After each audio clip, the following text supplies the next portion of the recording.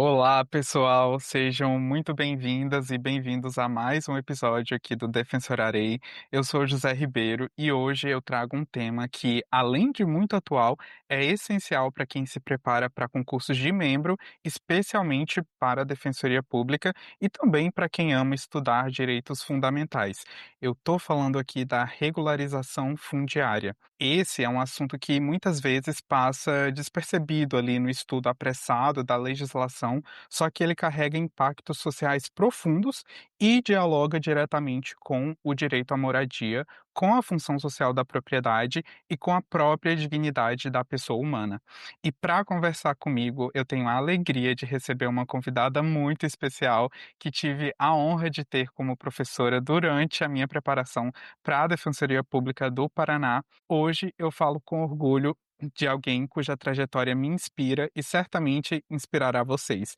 Eu estou falando da doutora Olenka Lins e Silva Martins. Ela é defensora pública do Estado do Paraná e atualmente assessora parlamentar no Congresso Nacional. Ela já foi a primeira subdefensora pública geral do Estado do Paraná e coordenadora do núcleo itinerante das questões fundiárias e urbanísticas da DPE-PR entre 2017 e 2021, além de ter presidido a banca e atuado como examinadora do quarto concurso lá da Defensoria do Paraná.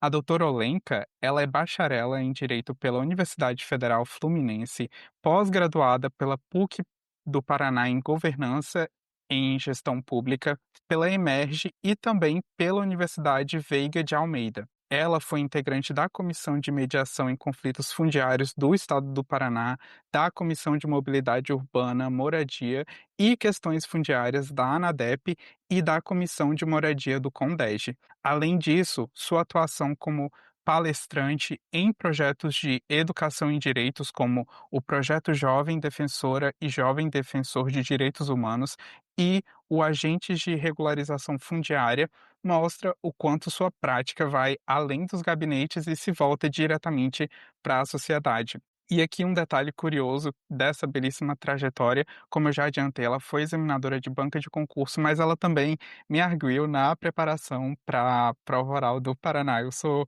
muito fã dela. Professora, é uma honra imensa tê-la aqui. Seja muito bem-vinda. E para começarmos, eu gostaria que você se apresentasse para os nossos ouvintes e compartilhasse aí a sua visão inicial sobre a importância de a gente tratar da regularização fundiária no contexto da Defensoria Pública. José, primeiro dizer da minha alegria de estar aqui hoje. Na verdade, é um luxo para mim participar de um podcast criado, idealizado e presidido por você, nesse momento. Me Obrigado. lembro com muito carinho das arguições, do treinamento e de como eu já via em você ali, um defensor público pronto para atuar. E estou esperando ansiosamente a sua chegada aqui nos quadros da Defensoria Pública do Paraná, né, que espero que Amém. seja essa a sua escolha, porque bom do jeito que você tem para onde escolher, né, então eu espero que seja essa a sua escolha. Eh Estou feliz de estar aqui, por estar conversando com você e também por tratar desse tema, que é a regularização fundiária. De fato, José, é um tema que não é levado muito a sério pelos estudiosos e pelos operadores do direito, de um modo geral. Eu digo isso porque é muito comum chegarmos em audiências que tratam de temas afetos à regularização fundiária ou de questões que poderiam ser solucionadas por meio da regularização fundiária e, os personagens não sabem de regularização fundiária. A importância disso para a defensoria pública é porque a gente pode dizer que vem do fato de a regularização fundiária ser um dos principais instrumentos concretizadores do próprio direito fundamental social à moradia. E eu acho que você não precisa estar na defensoria pública para saber que os nossos assistidos são carentes de moradia, hã, seja por sua precariedade, seja por sua inexistência mesmo.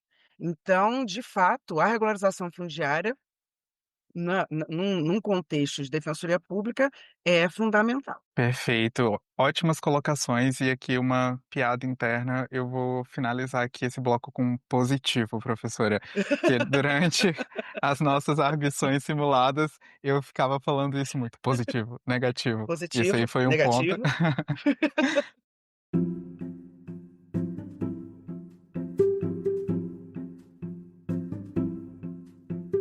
Pessoal, quando a gente fala de regularização fundiária, a gente não pode perder de vista, então, como bem trazido aí pela professora Olenka, o pano de fundo social que envolve essa temática e que cerca a gente.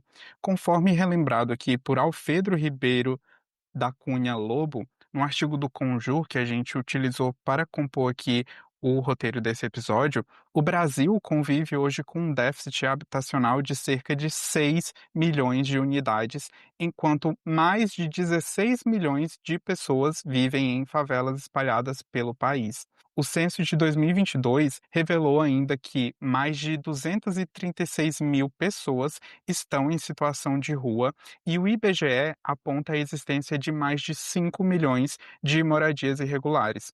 É um quadro que revela a exclusão e precariedade que clama por respostas estruturais.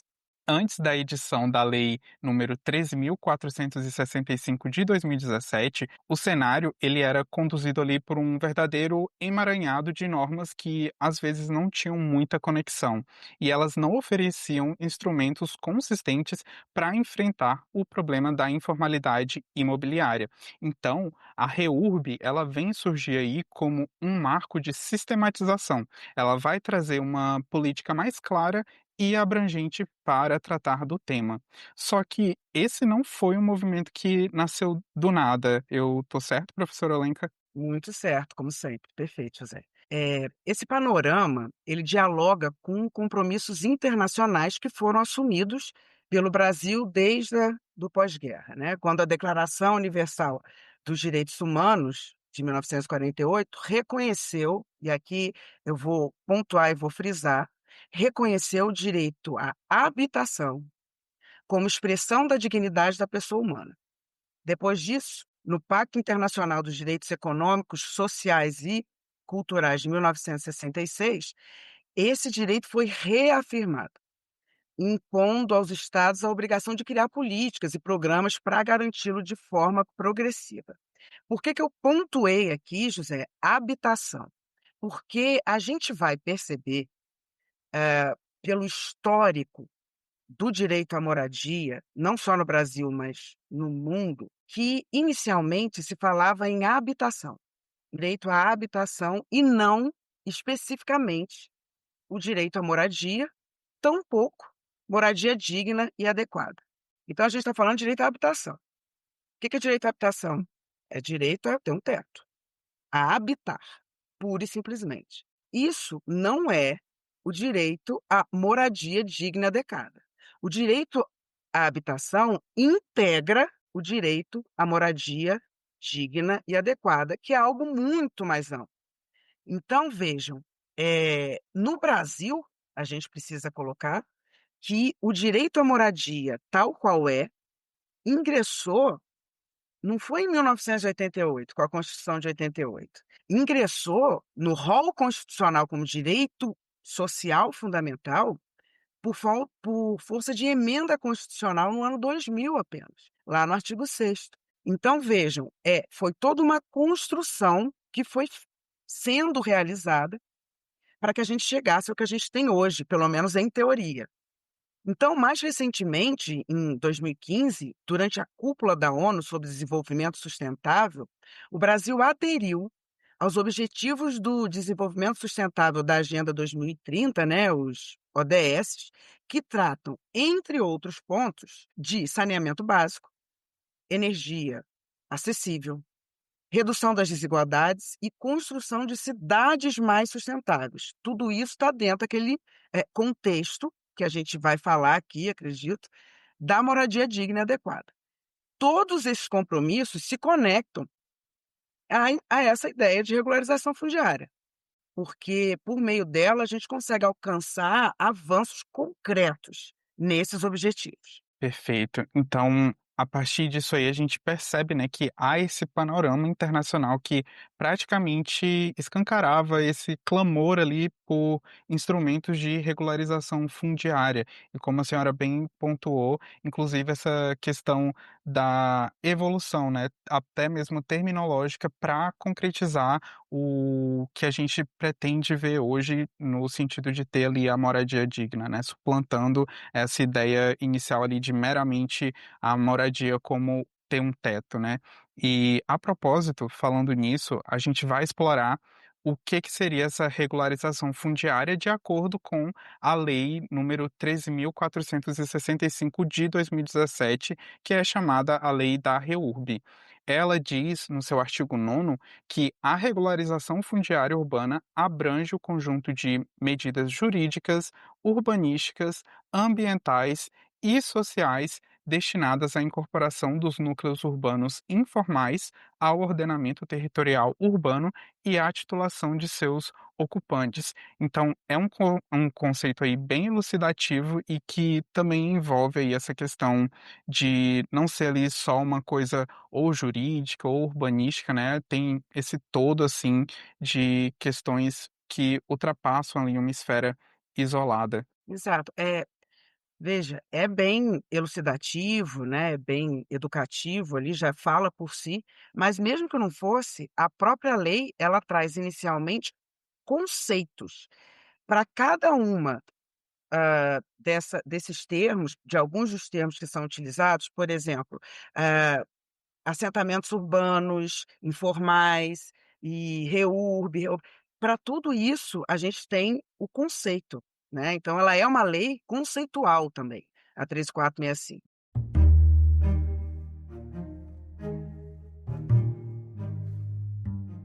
Essa definição que você trouxe, ela deixa claro que a regularização, ela vai muito além de simples entrega de títulos. É o que a gente já vinha falando aqui sobre a necessidade de se falar em moradia digna e adequada, que só se alcança se a gente tiver, aí é uma outra coisa que a gente acrescenta também, a regularização fundiária integral. A gente não fala apenas em regularização fundiária. Falar apenas em regularização fundiária seria entregar títulos, seria falar em habitação e não em moradia digna e adequada. Então, quando a gente fala nisso, a gente está dizendo que ela abrange infraestrutura, segurança jurídica, proteção ambiental e, o que é importantíssimo, a inclusão social. Então, nesse sentido, a gente não pode se esquecer daquele papel fundamental do princípio da função social da propriedade, formulado por Leon Deguy. A propriedade, ela não pode mais ser compreendida como um direito absoluto, mas como um instituto que deve servir ao nosso interesse coletivo, ao interesse coletivo nosso, da sociedade. A Constituição de 88 abraçou essa ideia, abraçou esse pensamento, tanto no artigo 5º, lá nos incisos 22 e 23, como também no artigo 170, que vai orientar a ordem econômica, e no artigo 182, que traça a política urbana. Ou seja, o direito de propriedade é sim um direito fundamental, como é o direito à moradia, como são vários outros direitos. É um direito fundamental, mas é um direito que, nós chamamos de condicionado. É um direito que tem seu exercício condicionado. Condicionado ao quê? Condicionado ao exercício ou ao cumprimento da sua função social. E aí, nesse ponto, eu vou trazer uma outra informação, que é a seguinte: muita gente não sabe, e aí para quem está estudando, principalmente, né, para concurso e tal, é importante que saiba, que a função social da propriedade, ela não é a mesma, caso se trate de propriedade rural ou propriedade urbana. Por quê? Porque a gente diz que determinada propriedade urbana cumpriu a sua função social quando ela obedece, ela atende o planejamento urbano, que via de regra está no plano diretor, artigo 182, parágrafo 2º da Constituição. Para que a gente possa dizer que determinada propriedade rural cumpriu a sua função social, a gente tem que dizer que ela cumpriu os seguintes requisitos: aproveitamento racional e adequado da terra, utilização adequada dos recursos naturais disponíveis e preservação do meio ambiente, observância das disposições que regulam as relações de trabalho, veja como é uma coisa ampla, né, não só direto, ligado à terra, né. Exploração que favoreça o bem-estar dos proprietários e trabalhadores. E veja, isso está lá no artigo 186 da Constituição. Esses requisitos, eles têm que ser preenchidos, simultaneamente, tá, cumulativamente. Não é um ou outro, é "e". A gente está falando aqui de "e". Bom, além disso tudo, a gente tem que pontuar que a regularização fundiária, ela não promove só a justiça social, não. Ela fortalece uma coisa que poucos conhecem, que existe ou pelo menos deveria existir, que é a função social do registro de imóveis. Então, ela garante a regularização fundiária, a publicidade, a segurança e a própria, confiabilidade, né, nas relações jurídicas imobiliárias. Nossa, perfeito essas pontuações. E essa questão aí também dessa função social do registro de imóveis vem trazer essa ideia que a senhora reforçou muito bem, no sentido de que a Constituição está emaranhada aí com esse princípio da função social. E a gente pode até puxar aquele gancho com o fenômeno da constitucionalização do direito, né? Que antes a gente tinha ali o Código Civil, visto antigamente como se fosse o código mais importante, mas depois a gente tem essa mudança de paradigma, que o Código Civil anterior tinha esse caráter muito patrimonial, e aí vem a Constituição de 88 com a função social e o Código Civil de 2002 vem abraçar essa questão também, ultrapassando esse viés meramente patrimonialista. E depois Exato. então de a gente entender todo esse conceito e fundamento, a gente vai partir para um breve histórico legislativo explicando aí a evolução do direito urbanístico e dos mecanismos de regularização fundiária até a consolidação da REURB, que foi a Lei 13.465 de 2017 e suas alterações mais recentes, porque como a gente já explicou, antes a gente tinha aí um emaranhado de normas esparsas e a REURB vem aí buscar, pelo menos, sistematizar tudo isso.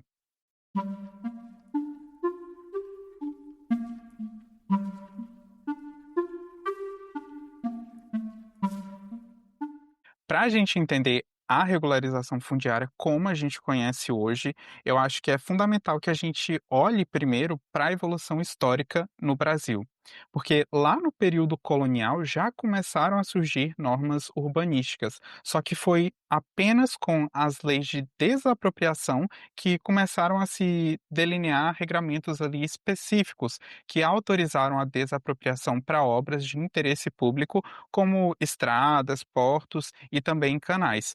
E o embrião do nosso sistema registral veio logo depois disso, que foi a Lei de Terras de 1850, que é uma lei também muito importante para quem estuda para a Defensoria Pública. Eu lembro que ela caiu na Defensoria Pública de São Paulo no ano de 2023. E eu lembro disso porque era uma lei que eu negligenciava, mas depois que eu errei essa questão na prova, eu Nunca fui mais entender. negligenciou. Nunca mais. Eu fui estudar e eu passei a entender a importância, de entender o contexto aí dessa lei, né, porque envolve muito essa questão fundiária do Brasil, que e aí, depois dessa lei de terras, a gente teve o regulamento dela em 1854, que instituiu o chamado Registro do Vigário, que era feito perante a Igreja Católica apenas por declaração do possuidor, para diferenciar ali o domínio público do domínio particular. Depois disso, a gente ainda teve a criação do Registro de Imóveis em 1864,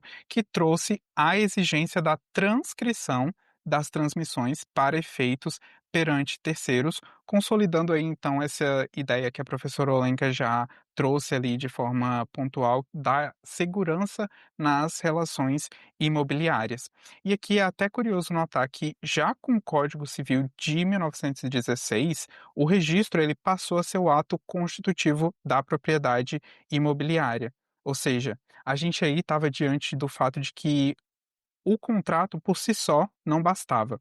Era apenas um ato preparatório e só com o registro é que ia se adquirir a propriedade. E aqui nesse ponto em específico, eu me deparei lá no trabalho com um caso curioso aqui no DF, porque no DF envolve muita questão de terra, questão fundiária, e teve um processo que eu vi que abordou exatamente essa questão aqui da transcrição e do registro da matrícula do imóvel, porque antigamente era exatamente assim, né, só essa transcrição, não tinha esse rigor que tem hoje do registro da propriedade imobiliária.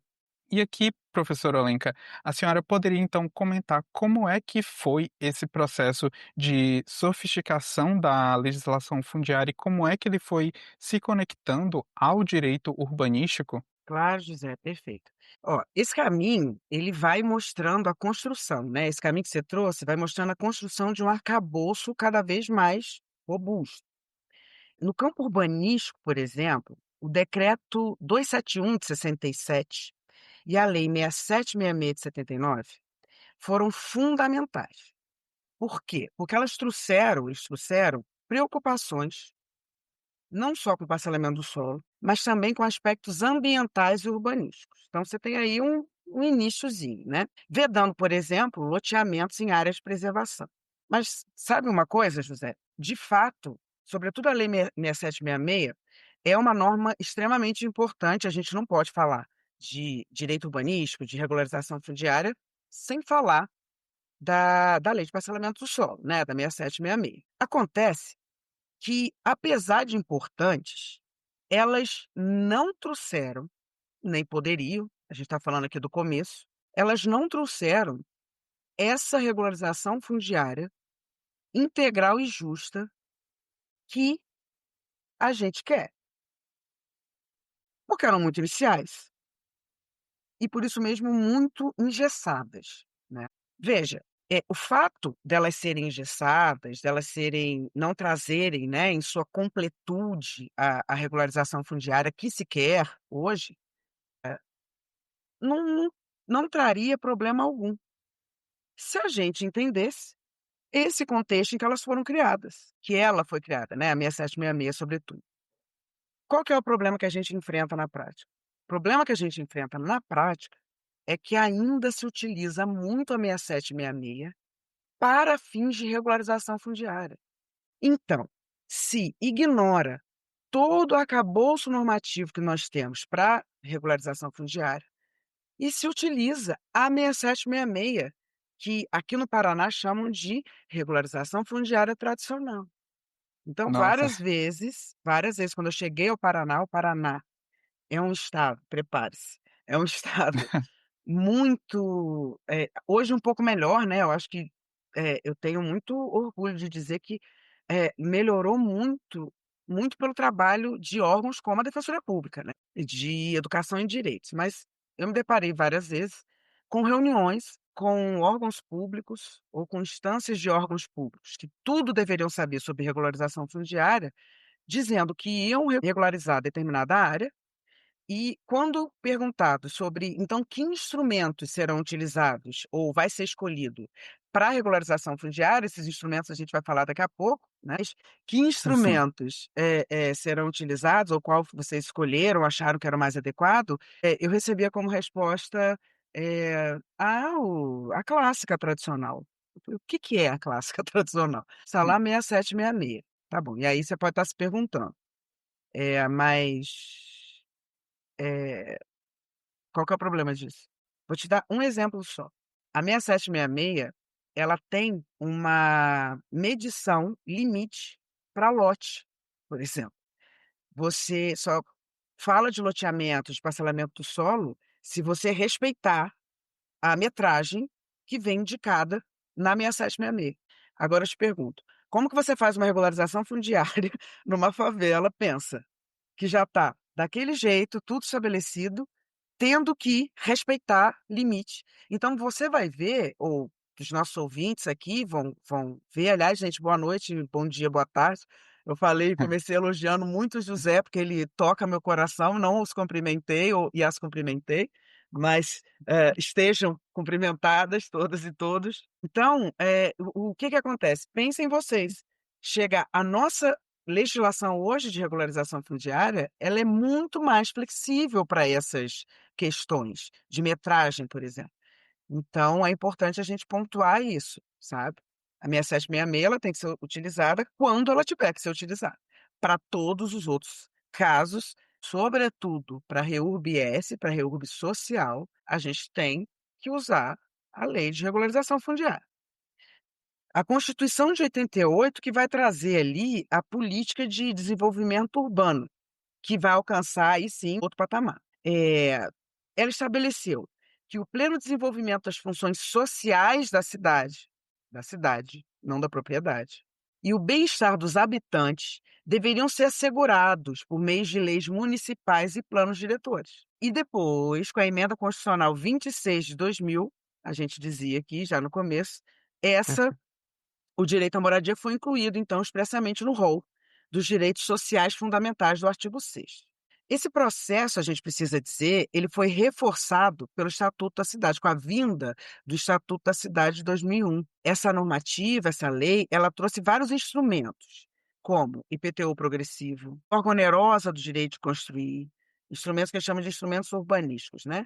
E, sobretudo, a usucapião coletiva, que permitiu regularizar áreas ocupadas. É um exemplo, né, da a usucapião coletiva, um exemplo que permite regularizar áreas ocupadas por populações de baixa renda, como acontece nas nossas favelas e ocupações. José, esse é um ponto que vai conectar diretamente a regularização fundiária à função social da cidade e da propriedade. E acredito que você vou passar a bola para você, para lindamente destacar como que esse movimento se intensificou.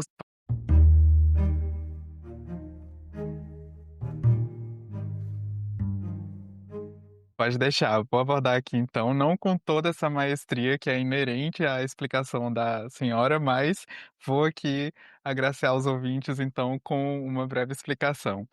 Bem, após o Estatuto da Cidade, a gente teve outros marcos importantes aí, como a Lei 11.124 de 2005, que foi responsável por criar o Sistema Nacional de Habitação de Interesse Social, e depois, em 2007, a gente ainda contou com a Lei 11.481, que trouxe mecanismos ainda um pouco tímidos de regularização em terras da União.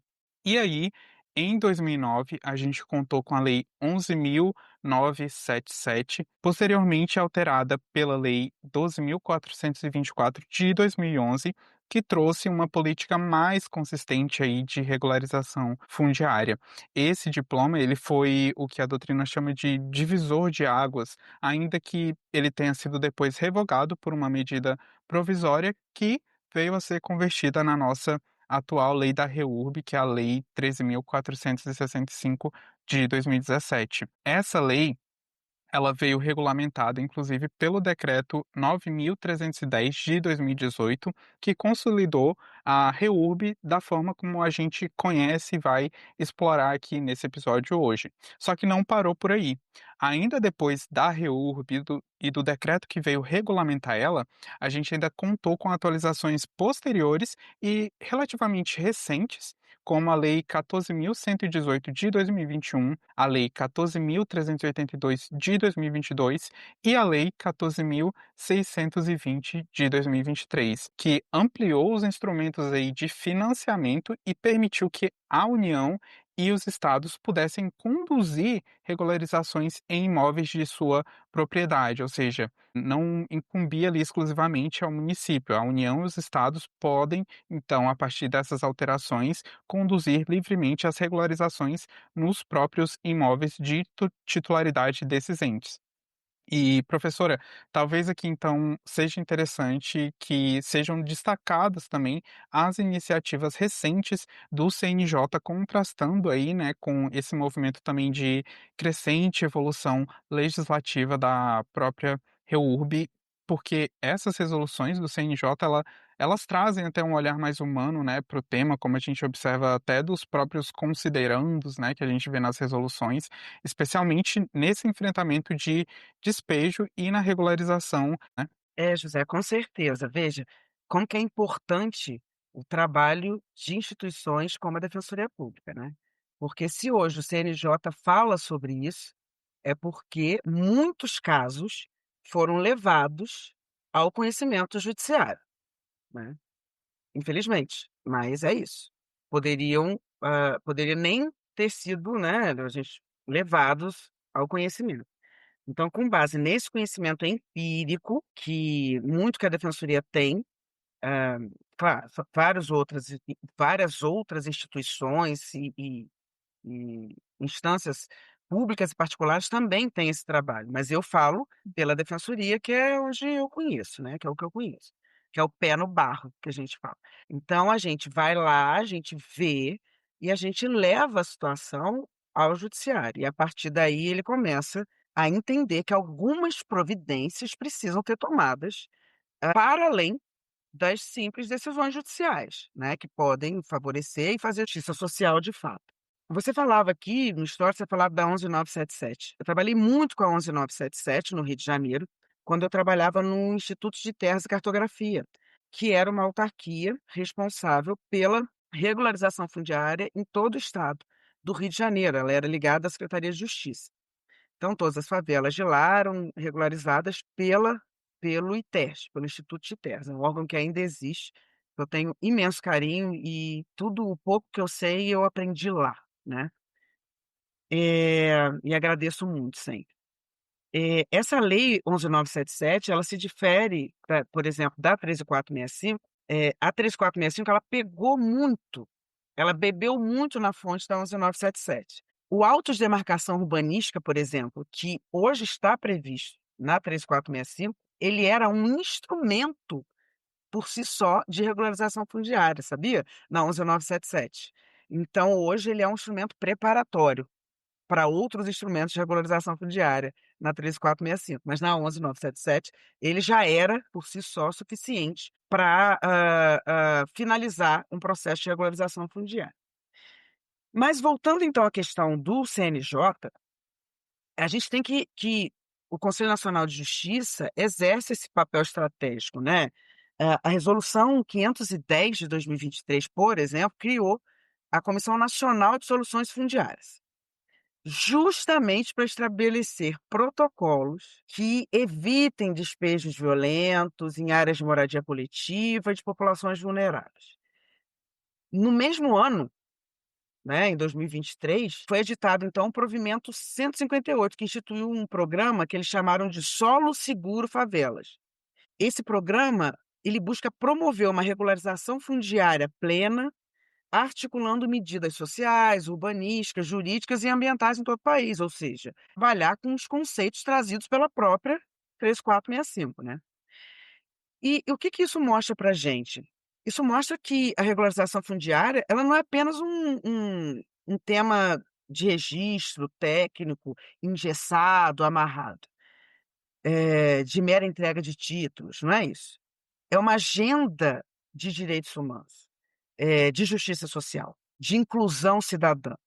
É nesse ponto, José, que eu acho que a gente veio falando aqui, começar a pincelar um pouco sobre as modalidades de REURB, né, que temos hoje, como elas se aplicam na prática, porque é justamente aí que o direito se encontra com a vida concreta das pessoas. Perfeito. Depois de a gente entender, então, esse percurso histórico e legislativo, e aqui eu abro um parênteses para falar de que eu tô mais certo ainda de eu já estava muito certo, mas vendo a explicação da senhora aqui, inclusive com todo esse plano de fundo, né, de atuação junto a essa temática, inclusive no instituto aí do Rio de Janeiro, que a senhora ainda pincelou aí muito brilhantemente a questão da Lei 11.977 de 2009, porque eu, por exemplo, peguei aqui já a REURB, né, eu comecei ali estudando já com ela, então eu sei um pouco ali do panorama anterior com base na doutrina, mas é muito bom a senhora trazer ainda esse aspecto prático ainda sobre a égide da lei anterior, até mesmo contrastando, né, porque como a senhora explicou, tinha um instrumento ali anterior que ali já era peremptório, finalizava tudo, enquanto que sob a nova roupagem ele evolui ali para ser só uma etapa, né, dentro de um Exato. processo ainda mais amplo. E aqui então a gente vai entrar no coração da lei 13.465 de 2017, que é a lei da REURB. E aqui eu acho que é o ponto mais gostosinho de estudar dessa lei, e que sempre está em prova, são as modalidades de regularização fundiária urbana.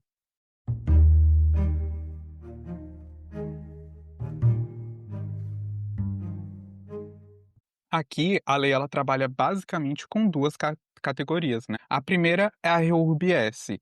Esse S aí vem do social, de interesse social. Então a REURB-S trata do interesse social e a REURB-E, que é de interesse específico. E essa classificação da se a regularização vai ser REURB-S ou REURB-E, cabe primordialmente ao município nos termos do artigo 30, inciso 1 da lei da REURB. Só que, como a gente adiantou, elas também podem ser feitas ali pela União ou pelos estados quando eles próprios instauram o procedimento. E aqui, professora, então, eu queria saber se a senhora poderia começar explicando para nós como que se dá essa classificação e qual é a lógica que a lei da REURB ela adota para proceder a essa classificação. José, só para acrescentar aí, né, sua excelente explicação como sempre, eh, quando a gente fala de estado e município fazendo regularização fundiária, na maior parte das vezes, via de regra, a gente está falando de imóveis da União e do estado respectivamente. Então, ali eles têm toda a legitimidade para fazer regularização fundiária. Agora também na prática, já que você gostou, né, de alguns exemplos práticos, o que acontece muito é uma cessão de imóvel pela União ou pelo estado ao município ou, por exemplo, no Rio de Janeiro, lá no INTERJ, era havia uma cessão, por exemplo, da União para o estado fazer regularização fundiária e muitas vezes até do município, porque não tinha know-how ou, mesmo orçamento para Entendi. o estado, para o ITERJ diretamente, cessão desses imóveis para que ali pudesse dar regularização fundiária, isso é bastante interessante, né. Muito. Eh, mas a sistemática, ela se dá da seguinte maneira: o legitimado vai, e aqui a gente tem a Defensoria Pública como legitimada, né, para Perfeito. apresentar esse requerimento de regularização fundiária, apresenta esse requerimento para o município e, quando apresenta, já indica ali qual que é o instrumento que entende ser o adequado para aquela situação. Então, a gente pode falar mais para frente um pouquinho das modalidades dos instrumentos de regularização fundiária, dos tipos, né. Aqui a gente está falando dos tipos, das modalidades e tal, então a gente vai falar dos tipos de instrumentos que a gente tem.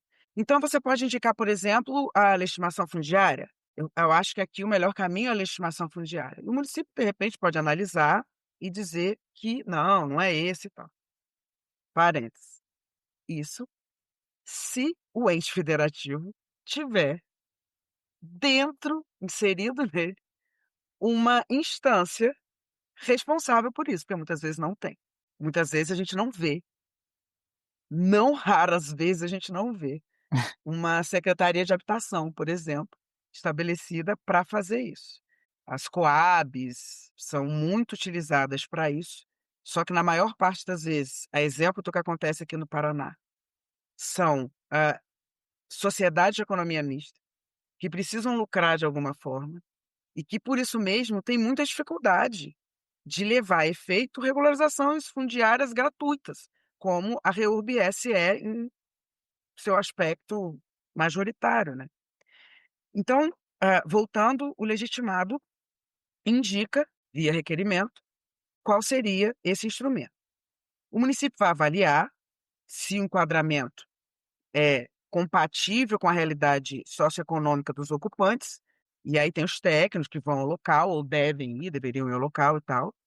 E emite então uma classificação expressa. Aí você vai se perguntar assim: "Tá bom, Aí você entrou lá com requerimento e vai ficar esperando, aquilo se resolver? Não, aí a lei vem e diz já. A lei é sabida.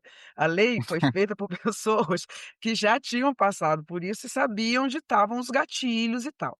Essa lei, José, 3465 e ouvintes, ela foi extremamente criticada quando a sua formulação. E, e foi importante isso. Os movimentos, ligados à moradia, ao direito urbanístico e tal, entraram muito fortemente com as críticas, foram realizados muitos congressos, muitos eventos acadêmicos para discutir, e então muita coisa saiu do projeto inicial e outras coisas importantes entraram no projeto, na lei final, tal qual ela está. Havia muita crítica, sobretudo com relação à Amazônia, por exemplo, né, ali há uma ela inicia falando de uma espécie de loteamento na Amazônia, né. Então, assim, havia muita crítica, muita coisa ali. Mas então essa lei sabida, ela previu que um mecanismo que evita essa inércia, essa eventual inércia do poder público. Então, se o município não se manifesta em até 180 dias, é como se houvesse uma aceitação tácita dessa modalidade indicada pelo requerente. Sem prejuízo, claro, de uma futura revisão, mas tem que começar e tem que começar de algum jeito, então, se não foi feita essa análise, vai começar assim. Essa então foi essa forma de evitar que a morosidade administrativa, ela viesse a paralisar a efetividade, a concretização da regularização fundiária. Só que eu vou deixar até isso para você falar, que é para que os nossos ouvintes possam compreender de forma prática, a diferença entre as 2 modalidades, a gente tem que falar da renda familiar dos ocupantes, né, o que diferencia um tipo de REURB da outra. Quer detalhar isso? Quer dizer para a gente como é que é, José? Pode ser, eu vou fazer aqui então esse detalhamento que a professora Olenka acabou de mencionar, e como ela pontuou, a diferença é basicamente a renda familiar ali dos ocupantes. Na REURB-S, ou seja, na regularização de interesse social, ela é voltada ali para a população de baixa renda. E o critério específico da renda é definido conforme a legislação municipal, respeitando peculiaridades locais e também regionais, só que o decreto que regulamenta a REURB, que é o decreto 9.310 de 2018, ele fixou como limite máximo uma renda de até 5 salários mínimos de renda familiar. E aqui um ponto importante: mesmo que um ou outro morador ele tenha outro imóvel, isso não vai alterar o cálculo da renda familiar do núcleo.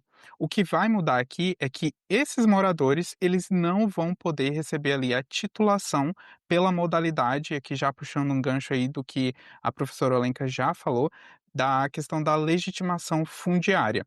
E além disso, a REURB-S, ela vai trazer vantagens aí muito práticas, porque os atos registrais, como por exemplo o primeiro registro do direito real e a averbação da edificação, eles vão ficar isentos de tributos, de custas e de emolumentos. E aí isso vem reduzir muito a questão do custo, né, da regularização fundiária para as famílias abarcadas aí pela REURB-S.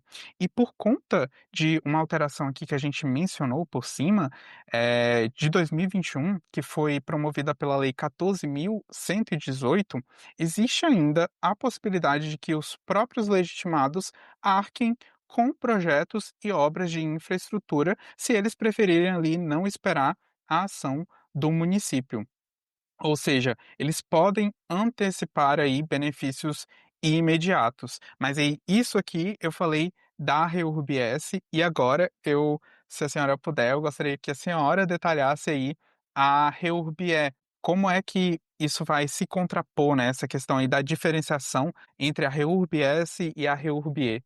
Você sabe que é interessante também, eu estava escutando você falar sobre a regularização fundiária mista, tem esse aspecto dos ocupantes, e há também um outro aspecto, que é a possibilidade de regularização fundiária não só para moradia, em imóveis que são utilizados também para moradia e desde que sejam também utilizados para moradia. Então essa é muito concetâneo, né, da realidade brasileira, porque a gente tem, na economia informal, né, no trabalho informal, muita gente que trabalha ou faz de parte da sua residência, um local de trabalho. E aí você Sim. pode ter a regularização fundiária ali também, né. Nesse Então nesse eu ponto, eu vou só puxar um gancho aqui, que na minha infância hum, eu tinha um vizinho que ele era exatamente assim. O pai dele ali tinha um estabelecimento que na frente era um estabelecimento ali comercial, e ali para os fundos já era a própria casa, tudo no mesmo lugar, tipo, o que dividia ali era tipo um paninho, sabe, lá no fundo. exato. E aí veja, você não vai poder regularizar um lugar assim? Então, assim, existem regras específicas para que seja levado a efeito a regularização fundiária nessas hipóteses, mas é possível, né, é importante a gente saber que é possível. Parece bobagem, mas na prática você pode acreditar que dá muita confusão e muita gente acha às vezes que não pode. Assim como ó, isso aqui gente, regularização fundiária é um negócio tão gostoso. O pessoal tem preconceito com regularização fundiária, mas é muito gostoso, na A prática gente tá aqui principalmente. pra desmistificar isso justamente, gente, é uma coisa linda. Exatamente. Assim como teve uma aula que eu dei num cursinho, um módulo de regularização fundiária que eu falei que é uma matéria que pode ganhar o Miss Universo jurídico se deixassem de tão linda que é essa matéria. Tem uma outra, questão também, uma confusão muito que fazem, só para puxando aqui, né, me veio à cabeça isso agora, que é a questão da área de proteção ambiental. O que que é o senso comum? E devia ser só o comum, e não dos especialistas, né, como juiz, promotor e tal. Que a área de proteção ambiental não pode ser regularizada e ponto. Só que não é isso, não é isso. A gente vai ver pela letra da lei, são as áreas de proteção integral que não podem ser ocupadas. O que que eu estou querendo dizer com isso? Ah, tanto faz o meio ambiente? Não, não é isso. É que a lei prevê, o nosso ordenamento jurídico, ele vislumbra a possibilidade de convivência entre natureza e pessoas, de maneira, que possam inclusive beneficiar a natureza Uma coisa e harmoniosa, né. harmoniosa, assim, né, a existência harmoniosa de pessoas na natureza, né. E por que que isso é importante? Porque, quando a gente bota o pé no barro, quando a gente começa a conhecer a realidade do país, quando a gente sai da nossa bolha e começa a conhecer a realidade do país, a gente responde facilmente uma pergunta que é muito feita, para quem trabalha defendendo ocupantes de áreas, né, de comunidades e tal, que é assim: veja, quando se faz uma defesa, não se está incentivando a ocupação de determinado local por outras pessoas, por que que a gente desmistifica e a gente afasta essa ideia muito equivocada? Porque, ninguém está nesses locais porque quer estar. Ninguém tem, ou quase ninguém, tem a possibilidade de estar num local melhor e estar ali numa ocupação, numa favela. Para além disso, e é aí que eu entro nessa questão ambiental, é que as pessoas que não têm onde morar, elas vão para locais que sobram. E os locais que sobram quais são? São as áreas de proteção ambiental que as pessoas evitam ocupar, né, mas a gente sabe, por exemplo, em vários locais de proteção ambiental, que há empreendimentos gigantescos, mansões, nós sabemos disso, e ninguém faz nada. Aqui no DF Aí tem isso aí. em todos os lugares tem. Experimenta ir a uma praia em Búzios, que você vai ver os morros em volta com mansões, assim, com coisas absurdas. Gente, não estou dizendo que foi feito ilegalmente, não, mas eu digo que isso eu posso garantir, se alguém que tentar construir uma favela ali, vão tirar em 30 segundos, eu tenho certeza disso. Então o que que é que sobra? Sobra é a área de proteção ambiental, área de risco. Então, assim, as pessoas não estão nesses locais porque querem estar. Então a gente afasta isso. E para a gente afastar isso e tentar levar a efeito a regularização fundiária, a gente precisa entender que se não há um outro local para ir, existe sim a possibilidade de pessoas ocuparem determinadas áreas de proteção ambiental, respeitando o meio ambiente, beneficiando o meio ambiente e coexistindo com a natureza. Então isso é possível, a menos que se trate de áreas de proteção integral, dessa modalidade de área de preservação ambiental. Então, não vamos entrar no que é aqui agora, mas estudem rapidamente aí. Então isso a gente precisa ensinar muitas vezes para o judiciário, não é só para a gente aqui, a gente precisa ensinar para o judiciário. E isso tudo a gente está falando porque a gente está falando de exceções, né, a gente está falando de regularização mista, e aí eu lembrei dessa outra exceção também, alguns mitos Hum, que as pessoas têm. Você falava hum. da regularização mista, de pessoas, de rendas, né, de ocupantes, quando há diferença no mesmo local. Então eu trouxe, só para não acharem que a gente surtou aqui, deixa eu dizer por que que a gente chegou nessa conversa, né. Depois eu trouxe uma outra espécie de regularização que alguns autores chamam de regularização mista, que é quando no imóvel há, local de trabalho também, né, ele não é só moradia, desde que seja também moradia. E aí eu fui trazendo uma outra exceção, a possibilidade de regularização fundiária em área, por exemplo, de proteção ambiental, desde que não integral. Mas, você me perguntava sobre a REUB-E, a REUB específica, ou a REUB-E em alguns locais do país. A REUB de interesse específico, ela tem um cenário muito diferente da REUB social. Por quê?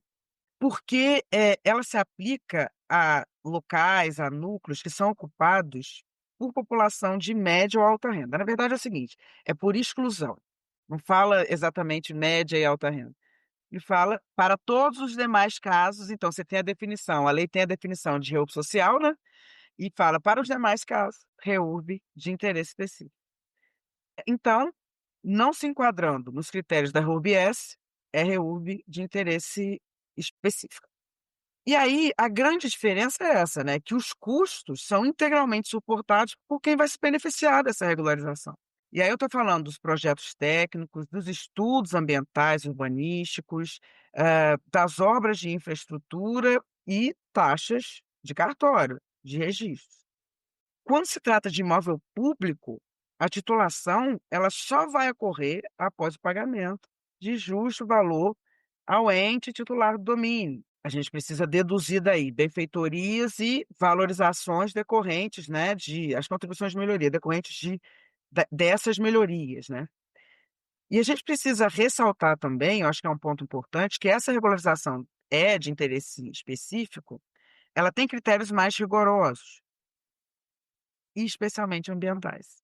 E não é possível regularizar construções erguidas dentro de faixa, por exemplo, né, eu anotei aqui, de 15 metros de proteção ao longo dos cursos d'água, né, esse é um exemplo do rigor, da regularização fundiária específica. Então assim, se na REURB-S, o objetivo central ali é a inclusão social, a transformação inclusive social, e desonerando o morador de baixa renda. A REURB específica, a lógica é a transferência dos custos aos ocupantes, você tira daqui e coloca ali, né. Mas a gente tem algumas hipóteses intermediárias, eh, nesse contexto, né, não é só lá e cá, REURB-S, REURB-E e nessa sistemática. Você quer falar, José, sobre isso? Vou falar aqui já puxando o gancho com o que a professora Olenka já deu uma pincelada ali, que é essa questão da regularização mista, né, que ocorre quando dentro ali de um mesmo núcleo urbano informal, a gente pode ter, né, parte da população de baixa renda e a outra parte que não se enquadre nesse critério, né, ou seja, uma população ali de média ou alta renda. Aí, nesse caso, a gente vai ter uma divisão. A fração da população de baixa renda, ela vai ser enquadrada como REURB-S, enquanto a outra parte ela vai entrar como a REURB-E ou REURB-E. Eu vou falar REURB-E porque é o que eu estou acostumado aqui a falar. E Aham. aí, isso vai gerar efeitos práticos, né? Porque os custos do projeto de infraestrutura e de registro, eles são rateados proporcionalmente. Então, além disso, se durante o processo ali for constatado que alguns ocupantes não se enquadram na modalidade social, o município ele vai poder desenquadrar essas unidades para a modalidade REURB-E exigindo ali então que os beneficiários eles assumam os custos. E aí esse equilíbrio, digamos assim, entre as modalidades, ao mesmo tempo ali que vem reconhecer desigualdades internas dentro dos próprios núcleos, ele mostra também como a regularização fundiária, como a gente está podendo ver aqui no decorrer de todo esse episódio, é uma questão complexa e que ela precisa ter esse manejo com uma sensibilidade jurídica e também social. E agora aqui avançando, eu acho que talvez seja interessante a gente também mostrar como esse procedimento administrativo da regularização fundiária, ela acontece na prática, né? Desde ali o requerimento até a titulação dos moradores para que quem nos ouve consiga então visualizar o passo a passo da REURB. Então, vamos lá.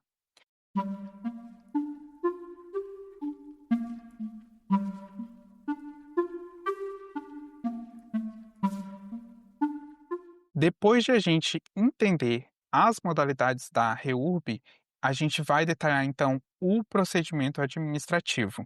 E aqui eu vou me valer do artigo 28 da lei da REURB, aqui frisando o número para vocês assimilarem, sonharem com esse número, que é a lei 13.465 de 2017.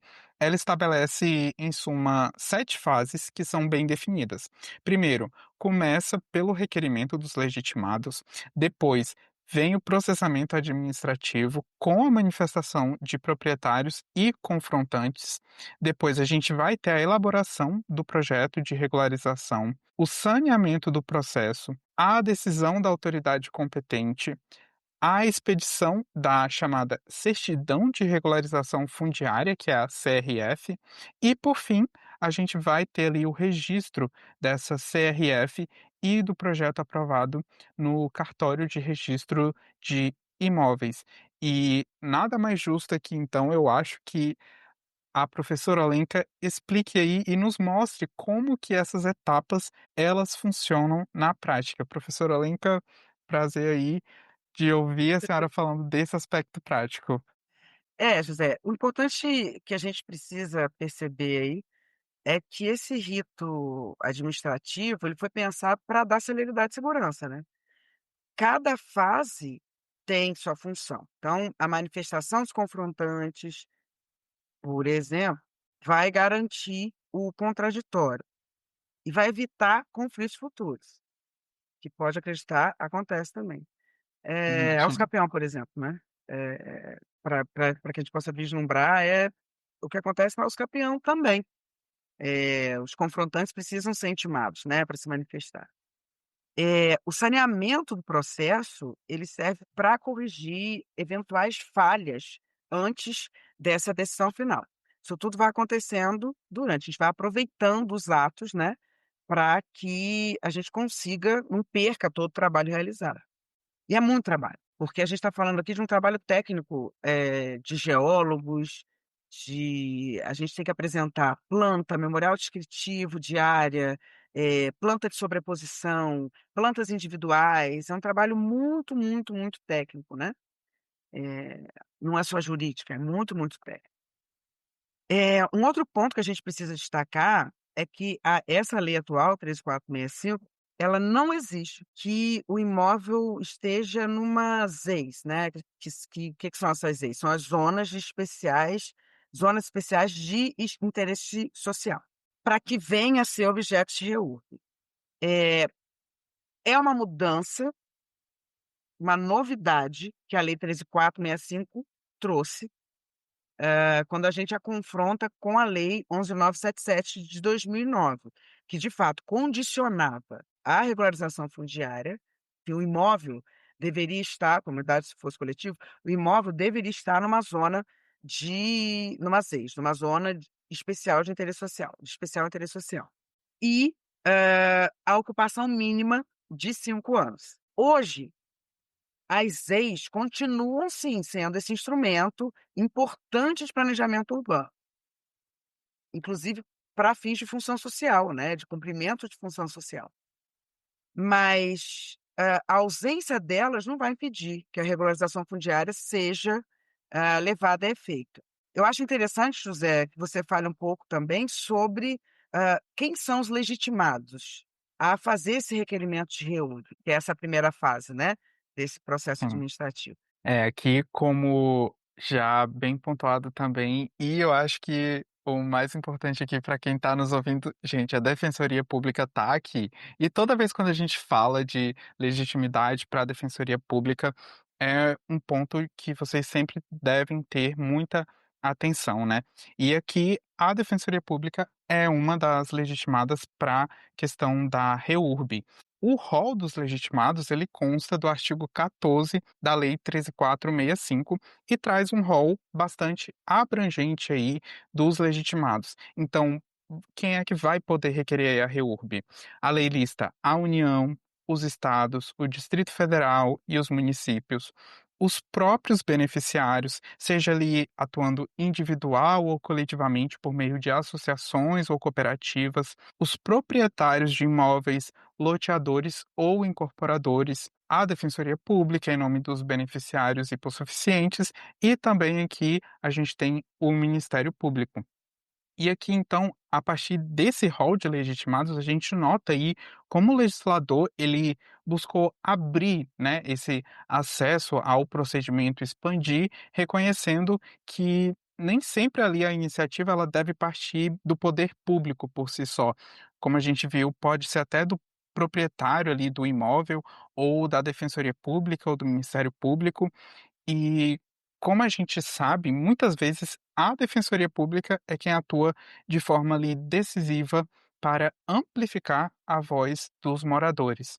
E aqui nesse ponto em específico, eu gostaria de ver aqui com a professora Alenka, além de quem pode requerer, a lei ela também traz uns instrumentos jurídicos que podem ser utilizados dentro da REURB. E esse é um ponto muito importante também, porque aqui a gente expande, né, a nossa ideia do que a gente pode fazer quando a gente fala dessa questão do direito à moradia. Então, se a senhora puder explicar aqui para a gente um pouco disso? Sabe, José, isso aqui valeria um episódio, um podcast só sobre os instrumentos de regularização fundiária, né. Sim. Porque eu começo a falar deles, começa a me dar coceira, assim, vontade de de ir falando deles. Por que que você trouxe isso aqui, né? Porque a gente está falando dos legitimados para requerer. E nesse requerimento a gente precisa indicar qual instrumento a gente quer que seja levado a efeito. Perceba, foi muito perfeita a sua colocação, quando diz que a lei ela amplia, quando ela enumera, elenca vários legitimados, porque essa lei é sabida, como eu dizia, e ela sabe que o poder público, né, não vai sozinho, pela experiência, regularizar. "Ah, passei ali, olhei que tem uma ocupação ali ou um imóvel que está, irregular, vou ali, vou regularizar de bom grado". Não, a gente sabe que não é assim. E eu não estou falando só de má-fé, falando pelo volume de trabalho mesmo que as instâncias públicas têm, né. Então, quando ela amplia e ela inclui, sobretudo, a defensoria pública, ela está dizendo assim: a defensoria pública está o tempo todo em contato com quem mora mal, com quem está irregular, então ela vai poder trazer isso para gente. Então nesse aspecto é um compromisso que a lei traz, com a população carente, né. Então, o artigo 15 ele vai trazer esses instrumentos, e são vários que podem ser empregados.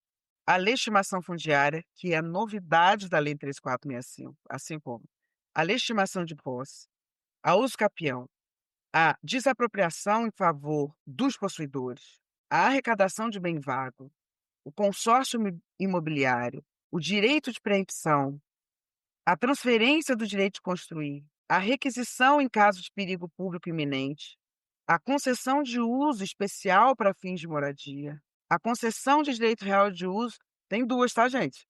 Muita gente não percebe essa sutileza, e isso às vezes cai numa questão objetiva, por exemplo, ele está falando de uma, você está pensando na outra. Você tem a concessão de uso para fins de moradia e você tem a concessão de direito do direito real de uso. Qual que é a diferença? Não precisa ser para moradia, então vamos prestar atenção. Além da doação e da compra e venda entre outros. Vejam que alguns são novidades e outros já existiam, né, no próprio Estatuto da Cidade, por exemplo, você já tinha a previsão de vários desses, instrumentos. Eh, Essa multiplicidade, assim, de instrumentos vai permitir que o poder público, escolha a solução mais adequada ao caso concreto. Voltando lá, requerente vai indicar, o poder público vai escolher, vai aquiescer ou não, vai anuir ou não.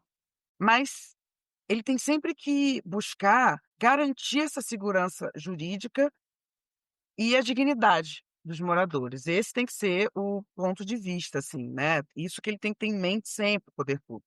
Mas se não tiver, a defensoria está aqui também para fazer com que ele tenha, né. E a gente precisa destacar uma peculiaridade, que é a Rei sobre bem público.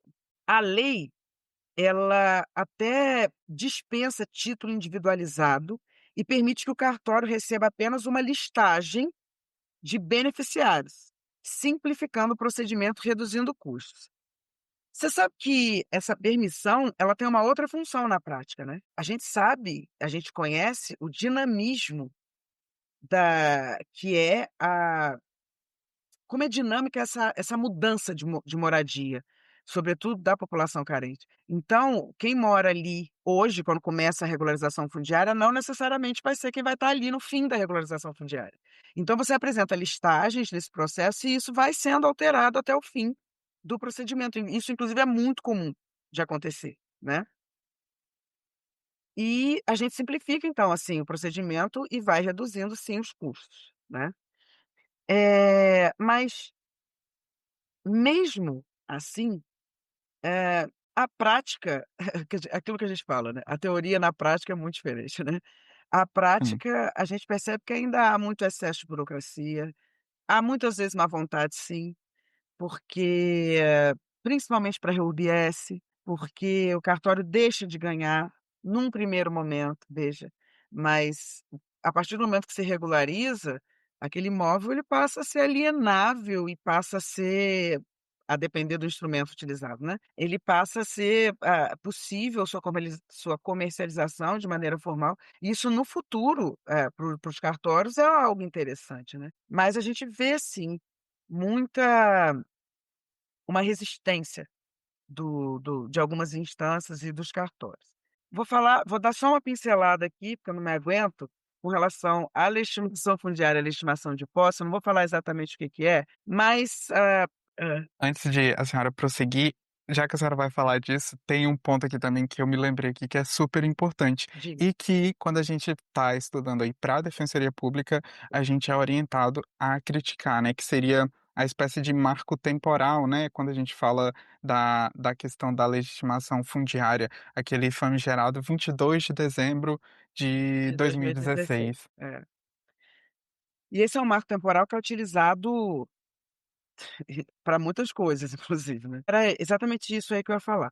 Para a legitimação fundiária, ou a legitimação de posse, ao fim e ao cabo, vai dar a segurança jurídica necessária, seja da propriedade ou seja da posse. São instrumentos utilizados para isso, né. Existem algumas diferenças entre um e o outro, naturalmente, e uma que a gente precisa se atentar, que é o seguinte: esse marco temporal, o que que é esse marco temporal, gente? Do que a gente está falando aqui? A gente está dizendo que há uma exigência de que, para que seja levado a efeito o processo de regularização fundiária via legitimação fundiária ou legitimação de posse, ou, enfim, nesse caso, legitimação fundiária, é aquele imóvel ou aquela ocupação, ela precisa, já existir em dezembro de 2016. Essa é uma exigência que é colocada. Há 5 anos, enfim, mas em dezembro de 2016 já tinha que estar lá. Isso não é atualizado, isso aí tá direto lá na lei, você não tem uma atualização Hum. desse marco temporal e muita coisa vai mudando, então essa é uma das críticas. Mas é importante a gente lembrar, e isso não só isso principalmente para as provas, né, mas que é a legitimação de posse, ela não tem esse marco temporal, tá, ela não existe. Então a legitimação fundiária, ela exige esse marco temporal e a gente cai de pau nisso, eh, a gente não A gente não vai, aferir miséria pelo tempo que ela existe. Pobreza, miséria, ela existe. Ela pode existir há 3 meses. A falta de moradia ou a irregularidade daquela moradia, ela pode existir, a falta de segurança jurídica, ela pode existir há 3 meses. E ela é menos importante que a que existia, né. Então essas coisas que a gente precisa ponderar sempre, né. Mas já foi um avanço de toda forma, né, não vamos também e é importante a gente se lembrar que existe essa diferença da legitimação fundiária e a legitimação de posse. Para a legitimação de posse não tem esse marco temporal. Era só isso que eu queria colocar, assim, que eu acho importante. Não, perfeito. Colocações super pertinentes e essa questão prática é sempre muito enriquecedor.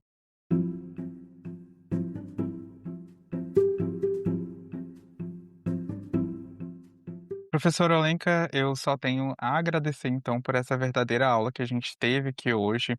A experiência prática aqui, pelo próprio episódio, já fala por si só. Esse olhar também sensibilizado que a senhora tem para a regularização fundiária vem mostrar para a gente que esse não é apenas um tema jurídico ou que fica ali ligado só no aspecto registral, de outorga de título, mas também tem aí essa questão profundamente ligada à dignidade da pessoa humana e a efetivação dos direitos fundamentais. Foi muito enriquecedor aqui percorrer desde a evolução legislativa, passando aí pelas modalidades, fases do procedimento, até chegarmos aí a esses instrumentos e efeitos práticos da titulação. E eu tenho certeza que de quem nos acompanha vai sair com uma compreensão muito mais sólida e desmistificada, vão passar a ser amadores aqui, ou melhor, apaixonados pela regularização fundiária e tendo aí uma base mais sólida do tema, sobretudo com essa consciência da importância da atuação da Defensoria Pública nesse cenário. E aqui eu também gostaria de registrar a minha gratidão pessoal, ter a senhora como professora foi determinante para a minha trajetória e agora, futuramente, como um colega de instituição, se Deus quiser, vai ser uma honra poder compartilhar esse espaço. E aí, se a senhora quiser também divulgar as redes sociais da senhora, eventuais projetos. José, no momento até eu tô com uma congresso nacional, né, exercendo porque é isso, a defensoria é isso, a gente tem que estar em todos os locais, sempre que as portas se abrem, para a gente se fazer presente mesmo, né. E quando a gente está presente, em qualquer lugar que a gente esteja presente, a gente está levando uma parcela importantíssima da população, que é que constrói esse país e que não tem voz, mas não tem quem a leve às instâncias importantes, né, aos setores sociais importantes, às instâncias de poder, sobretudo. Mas, José, eu te agradeço muito por ter me chamado para falar. Eu gosto muito de falar sobre regularização fundiária, sobre direito à moradia, porque a gente precisa entender que o direito à moradia é um dos direitos, que são fonte dos demais direitos, né. Ah, veja, na prática, às vezes a gente não tem essa visão quando a gente está estudando. A prática ela nos ensina algumas coisas. Há muitos casos, por exemplo, de destituição de poder familiar, porque ou de guarda mesmo, porque, os pais não têm onde morar, ou porque moram mal. Eu sei que quem estuda e trabalha com infância e juventude vai dizer: "Não, mas isso não é possível". Sim, mas eu estou falando da prática. É o que acontece. Tornozeleira eletrônica, por exemplo. Como que você exerce o direito a liberdade condicional, enfim, os penalistas aí que podem falar com mais propriedade, mas de se usar a tornozeleira eletrônica se você não tem onde morar. Como é que vai poder recarregar, né, aí aquela questão Exato, de exato. porque se você deixa ela descarregar ali, né, tipo, já é uma falta grave. Prisão domiciliar, se você não tem domicílio. Como eu estou falando de alguns direitos, hein. Como que você começa a trabalhar, se você não tem um endereço? Pode ter quem te dê emprego? Pode, mas é a regra? Não é a regra. Você não tem um logradouro, você não tem nome de rua, e então você está falando de moradia digna, ainda que você mora em algum lugar, né. Eh, não é digna, não é uma moradia digna, não é uma moradia que te dê dignidade. Então, esse é um assunto muito importante, sobretudo, José, porque você muito bem dizia sobre o déficit habitacional que a gente tem no país, eu vou te trazer uma atualização. De fato, em 2022, e se a gente parar para pensar, 2022 foi finalzinho de pandemia, pós-pandemia, que agravou muito a miséria e a pobreza no país.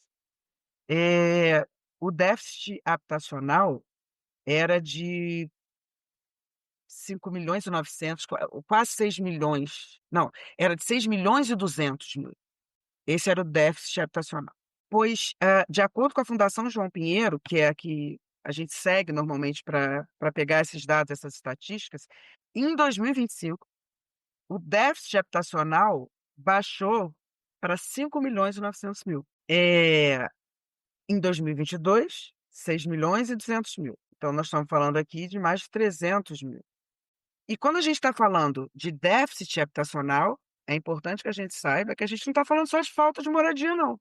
A gente está falando de moradia precária, a gente está falando de moradia inadequada, de imóveis superlotados e também dos elevados custos dos aluguéis. Por quê? Porque você paga para muita gente, ou você vai pagar um aluguel, ou você vai exercer seus direitos a lazer, seus direitos de comer, enfim, a tudo.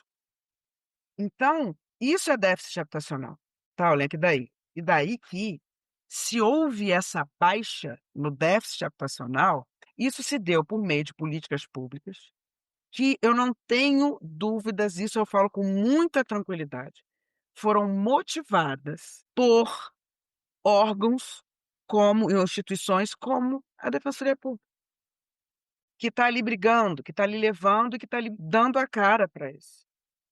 Então, eu te agradeço imensamente por esse convite, porque, até a gente brinca com isso, né, vamos levar a palavra, né, estamos levando a palavra da regularização fundiária, e isso não é de forma nenhuma uma heresia, muito pelo contrário, aos religiosos, eu também não tenho dúvida que, as divindades, Deus, Jesus Cristo, seja quem for, seja qual for a sua crença, vai concordar que a moradia tem que ser para todos, a moradia digna e adequada.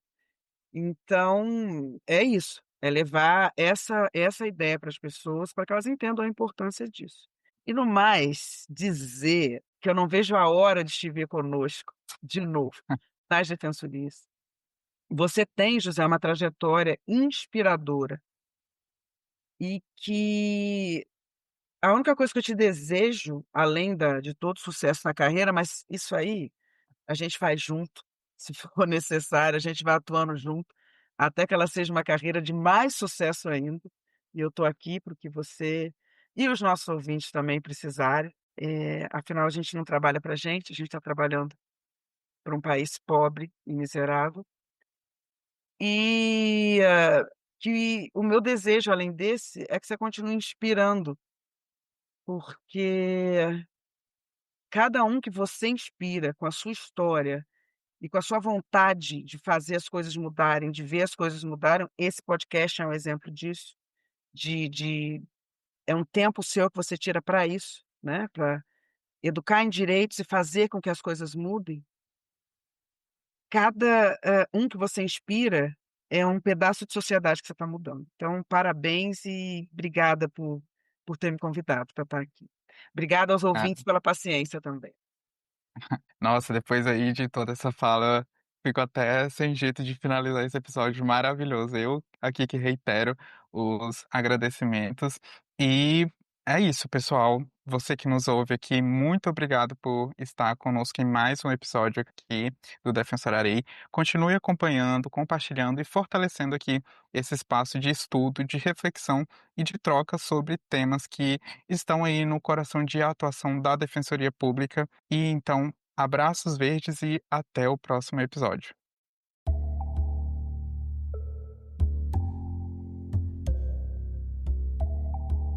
Este foi o episódio da segunda temporada do Defensorarei. Se esse conteúdo te agradou, siga no Spotify, compartilhe com seus amigos e avalie com 5 estrelas. Até a próxima semana.